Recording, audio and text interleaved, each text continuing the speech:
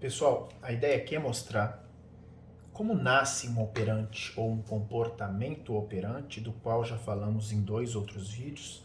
O operante, lembrando, ele é uma unidade de análise para estudar comportamento, segundo a ciência do comportamento. Há também o operante discriminado, que é uma outra unidade de análise. No operante, a gente tem uma relação R que produz S, lembrando que R é o agir, que tecnicamente a gente usa a expressão classe de respostas.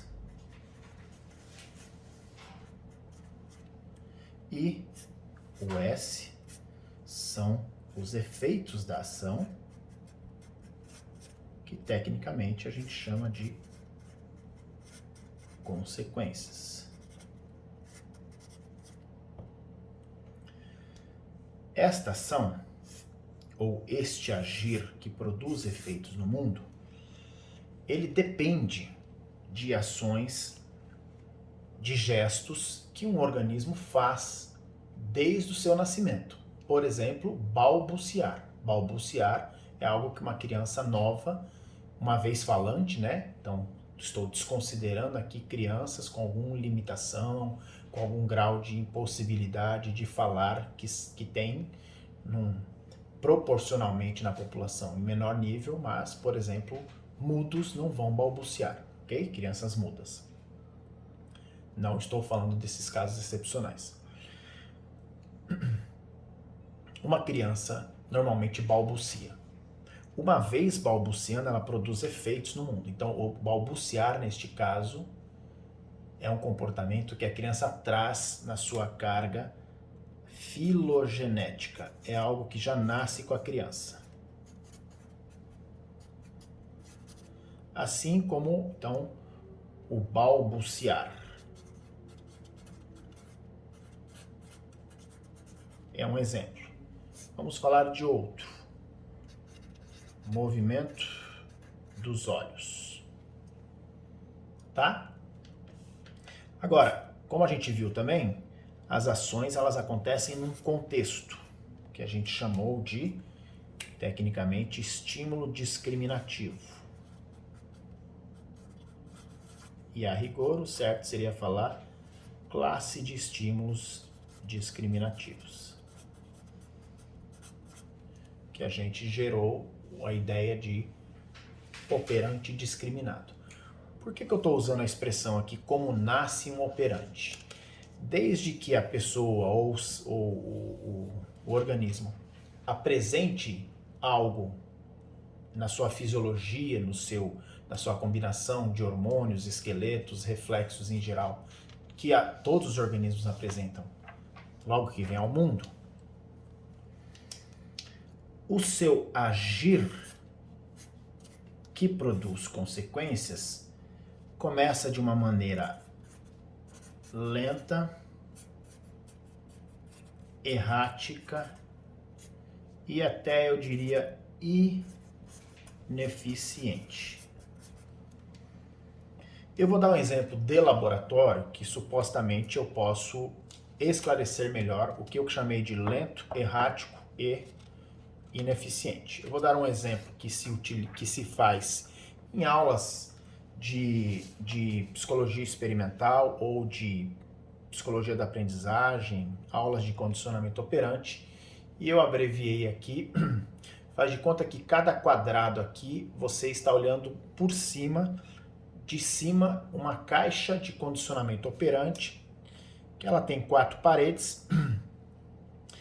Um dos lados ela tem uma barra, então o animal vai fazer este gesto, ele bate na barra, a barra cede, e uma vez a barra cedendo, vai sair alguma coisa no comedouro, que pode ser água, que é o mais comum, mas pode ser comida também. O que eu vou fazer em bolinhas verdes aqui é como se a gente congelasse a cada minuto o lugar aonde o rato está. Lembrando que estamos falando de como nasce um operante. Num primeiro momento, o rato que não sabe o que é e para que serve essa barra, ele vai explorar vários locais da barra. E a gente chama isso aqui de operante livre. Por que operante livre? O rato está fazendo algo que ele aprendeu na sua história filogenética. Ele está andando para lá e para cá, ele para, ele se coça, ele se lambe, e todas essas ações, elas são selecionadas na história filogenética do animal. Passado um tempo, vamos dizer, isso aqui então eu falei que era no primeiro minuto, passados 10 minutos, em algum momento esse rato, ele bateu nessa barra, e isso aqui está programado para liberar uma gota de água aqui embaixo. Só que na primeira vez, na segunda, eu diria até que na terceira vez, o rato não só se assusta, como ele não faz muita relação entre o agir e produzir a água como consequência. Porém, se o rato pensa ou não, eu não vou entrar nesse mérito. Com o tempo, então passados de 1 minuto para 10, na nossa fotografia aqui, o rato tende a ficar mais próximo da barra e menos disperso, como ele estava no primeiro minuto. Então, ter mexido aqui já faz com que o rato explore mais essa região. E se a gente pular mais, eu vou chutar aqui, 60 minutos, eu garanto para vocês que esse rato não sai de perto da barra, ele fica a todo momento pressionando. Então, o laboratório ensina que um rato que num primeiro momento apresentava um agir que é da natureza dele, e neste ambiente que ele nunca tinha explorado, ele ficava fuçando em vários lugares. Uma vez que ele bate na barra, o bater na barra e produzir água faz com que o agir dele vai ficando mais concentrado próximo da barra. Então, o que era um operante livre, agora a gente chama de um operante discriminado condicionado. Por que um operante discriminado condicionado? Quem está fazendo o rato ser mantido aqui neste canto são os efeitos das ações, né? A liberação de água quando aperta a barra é o S de estímulo reforçador, e esse R tem uma relação de esse S tem uma relação de dependência desse R. Só que esse R não acontece no vácuo. Ele acontece diante de uma barra. Então, o tal do condicionamento ocorre porque o animal apertava a barra e produzia efeitos. O apertar só acontece na barra e os efeitos só acontecem porque ele apertou. Então, pode parecer mero rabisco, isso aqui é como se fosse uma sessão de 1 hora na qual você largou um rato no começo, ele ficava em vários cantos da caixa experimental. Em algum momento ele bateu nessa barra, ele focinhou, ele bateu o nariz, o focinho, vamos dizer assim, sem querer, como mais um gesto de exploração. E se a gente tirasse uma foto, ele aparecia em vários locais da caixa.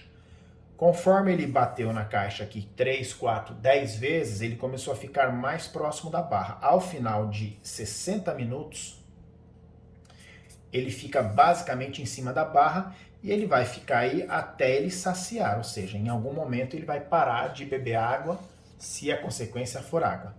Então, os vídeos que eu apresentei a respeito do operante discriminado, essas siglas e esse experimento rascunhado aqui é fruto de conhecimento produzido em laboratório.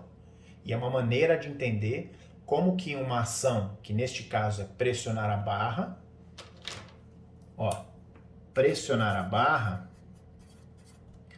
é algo que não existia na vida do animal antes do experimento que eu acabei de narrar.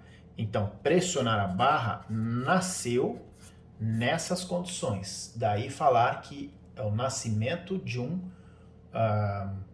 operante.